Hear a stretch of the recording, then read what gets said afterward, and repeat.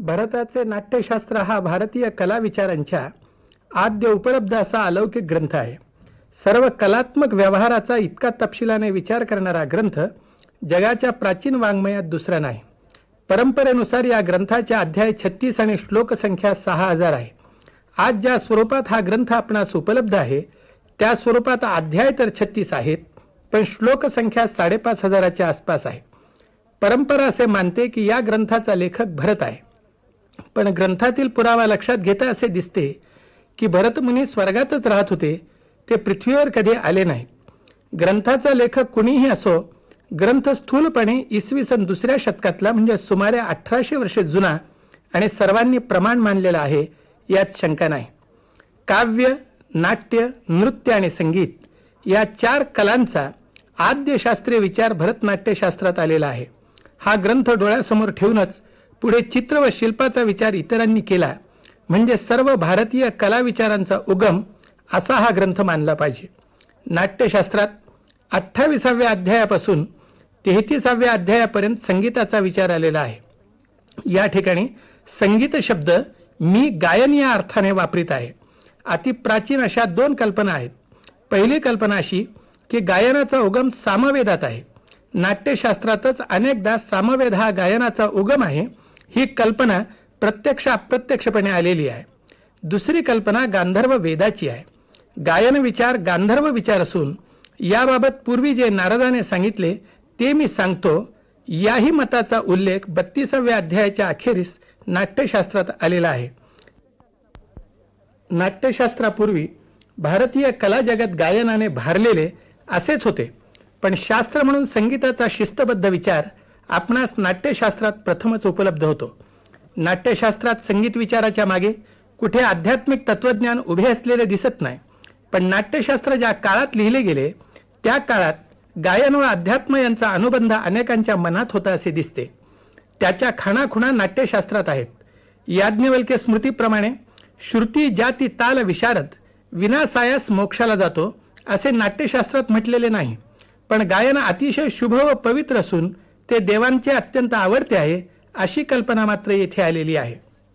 नाट्यशास्त्रातील गायनाची मुख्य कल्पना स्वर प्राधान्याची आहे. गायन हे स्वर ताल पदाश्रय आहे असे म्हटल्यानंतर आणि ताल व तालवाद्ये यांना 2 स्वतंत्र अध्याय दिल्यानंतर एका दीर्घ अध्यायात ध्रुवांचा म्हणजे पदांचा विचार आलेला आहे. ही पदे प्रामुख्याने शौरसेनी भाषेतील आहेत, पण हा सगळा विचार एका सूत्रात गुंफलेला आहे. नाट्यशास्त्रानुसार विचार करायचा तर सगळ्या गायनाचा विचार कुतपासह केला पाहिजे. कुतप म्हणजे वाद्यवृंद. ही वाद्ये 4 प्रकारची आहेत: तंतवाद्ये, सुशिरवाद्ये, पुष्करवाद्ये आणि घनवाद्ये. बासरीसारखी हवा फुंकून वाजवावयाची वाद्ये ही सुशिरवाद्ये आहेत. भरतापूर्वी एक काळ संगीतात असा येऊन गेला आहे की ज्यावेळी सुशिरवाद्ये म्हणजे वंश किंवा बासरी याला फार मोठे महत्त्व होते. भरताने बासरीचे माधुर्य व लालित्य मान्य केले आहे, पण स्वर विचारात बासरीपेक्षा वीणा व मानवी गळा यांना महत्त्व दिले आहे. गायन विचार नाट्यशास्त्राच्या वेळी श्रुती विचारांच्या सूक्ष्मतेपर्यंत जाऊन पोहोचला आहे. श्रुती विचारांच्या आधारे संगीताला एक शास्त्रीय पाया देण्याचे कार्य चालू आहे. विचारांच्या या अवस्थेत वीणेला अधिक महत्त्व येणे स्वाभाविक आहे. नाट्यशास्त्रात घनवाद्याचाही विचार फार तपशिलाने आलेला आहे, पण पुष्करवाद्याचा विचार सुद्धा तेवढाच तपशिलाने आलेला आहे. मृदंगाचे निरनिराळे प्रकार, पणव, दरदूर आणि घटवाद्ये यांचा खूप तपशील आहे, पण चर्मवाद्याचा विचार करताना नाट्यशास्त्रासमोर फक्त ताल विचार नाही, स्वर विचार सुद्धा आहे. मुळात चर्मवाद्याचा आरंभ नादापासून होतो.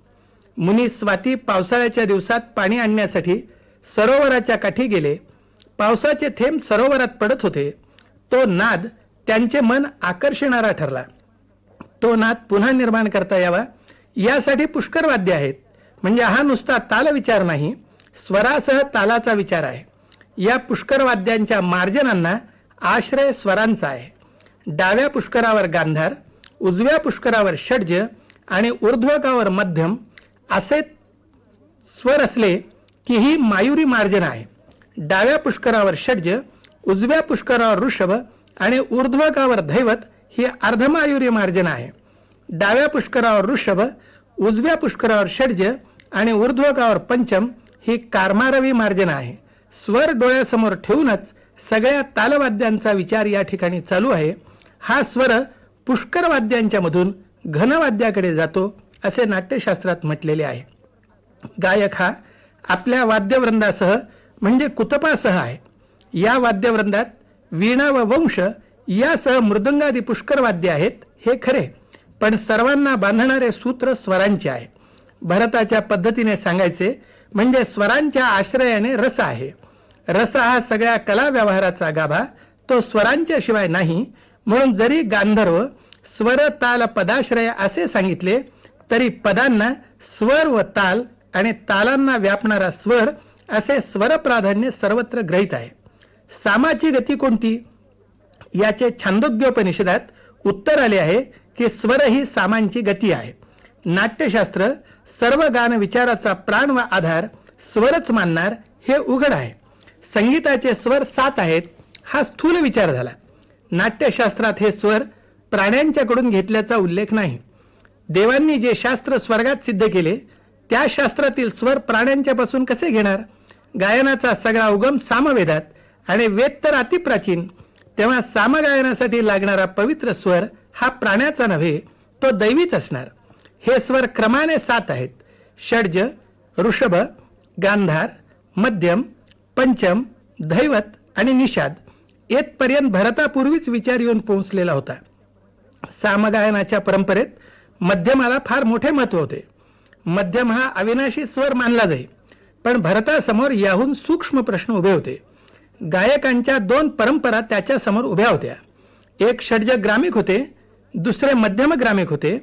दोघांच्याही गायनात पंचम होता, पण मध्यम ग्रामिकांचा पंचम जसा होता त्याहून षड्ज ग्रामिकांचा पंचम थोडा चढा होता. म्हणूनच पहिल्या पंचमाला अपकृष्ट पंचम असे म्हटले आहे. या 2 पंचमातील फरक हा आधार गृहीत धरून नाट्यशास्त्राने वीणेवर सारणीला आरंभ केला आणि 22 श्रुती सिद्ध केला. या श्रुती सिद्ध करण्याची वेळ आली की वंश मागे पडतो आणि वीणा महत्वाची ठरते. भरत या 22 श्रुती सिद्ध करतो आणि त्या आधारे स्वरांचे स्पष्टीकरण व त्यांचे परस्पर संबंध सांगतो.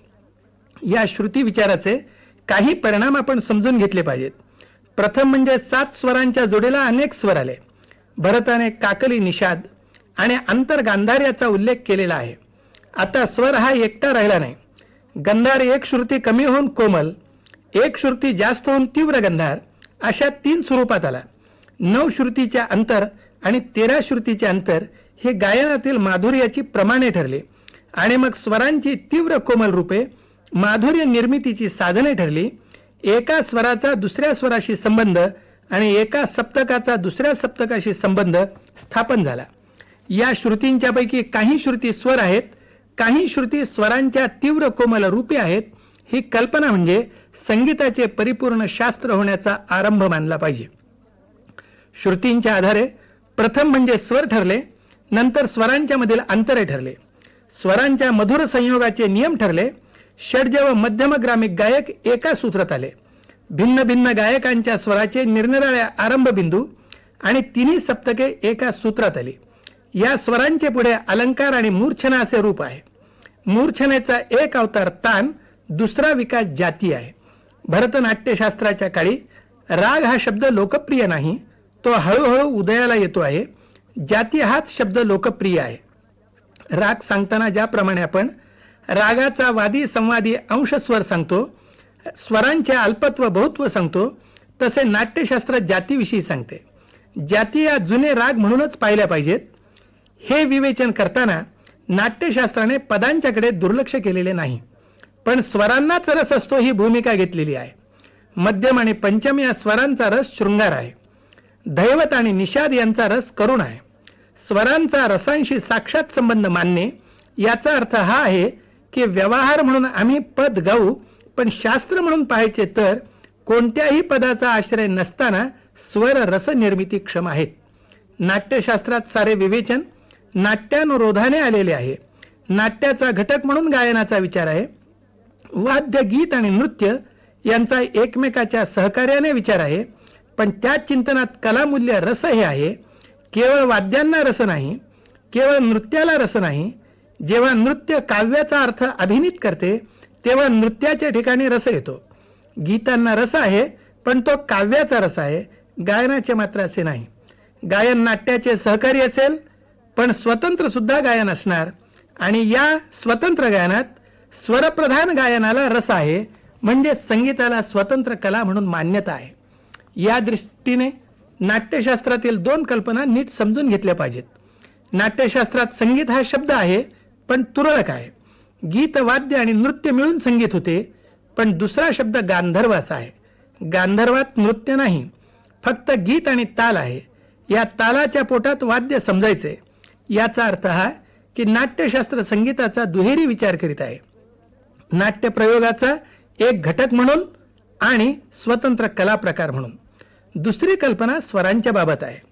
स्वरांची अधिष्ठाने दोन, एक तर मानवी गळा, दुसरे म्हणजे वीणा. वीणेला एवढे मोठे महत्व श्रुती आणि सारणी यामुळे आलेले आहे. वीणेच्या शिवाय श्रुतीची सिद्धी व स्पष्टताच नाही, म्हणून वीणा हे अधिष्ठान मान्य करायचे. पण या वीणेला श्रुती सिद्ध करता येतात. याचे कारण षड्ज ग्रामिकांचा पंचम व मध्यम ग्रामिकांचा पंचम यातील फरक हा आहे. हा मानवी गळा वीणेला आधार समजायचा, म्हणूनच स्वर मूलतः शारीर आहे. तेथून तो वीणेत जातो, तेथून पुष्कर वाद्य, मग तेथून घनवाद्यात जातो. कलांचा आस्वाद घेणारा माणूस आणि कलांची निर्मिती करणारा सुद्धा माणूस. हा माणूस सर्वत्र महत्वाचा आहे. म्हणून रसांचा आश्रय असणाऱ्या चैतन्यमय स्वरांचा मूळ आधार चैतन्यमय माणूसच असायला हवा.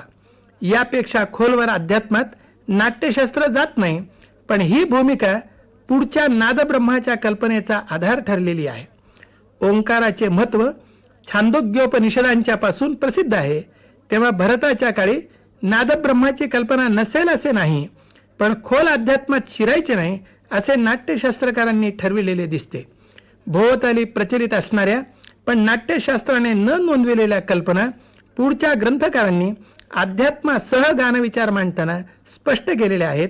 त्या कल्पना नाट्यशास्त्रातील विवेचनाशी सुसंगतच आहेत, इतकी नोंद या ठिकाणी पुरे आहे.